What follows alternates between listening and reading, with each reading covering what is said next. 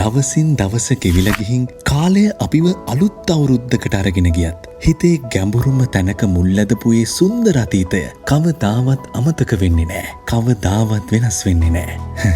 මතකද ඒ කාලේ රන් ඔටුනු නොතිබුණාට කොස්කොල ඔටුන්නෙන් අපි රජ වුණා. තනියම දිනනව වෙනුවට අපි එකම රජදානක රජ වුණා. පිල් බෙදිලා ක්‍රිකට් ගැහුවට ගම ලස්සන කරන්න ඕන වුණාම අපි හිටියේ එකම පිලක. අපේ ගමන යන්න උදව් කරපු ඒ පරණ බයිසිකලය සහෝදරකම කියන පාඩම අපිට කියලා දුන්නේ හරිම ආදරෙන්. ටින් එකයි නූලයි යා කරපු ඒ පුංචි රහස් 4G නැති ලෝකෙක වුණත් අපේ යාළුකම තව තවත් වැඩි කළා. ඉපනැල්ලේ දුවල ආසට යවපු ඒ පාට සරුංගල් අපේ හීනවලට අලුත් පියාපත් දුන්නා.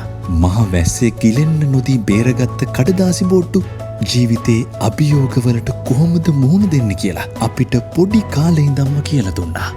කොටුවෙන් කොටුව පැනලා අපි දිනද්දි අපේ අම්මල තාත්තලගේ ඇස්වල දැක්කේ සතුට ඒක තමයි අපි ලබපු ලොකුම ජයග්‍රහණය.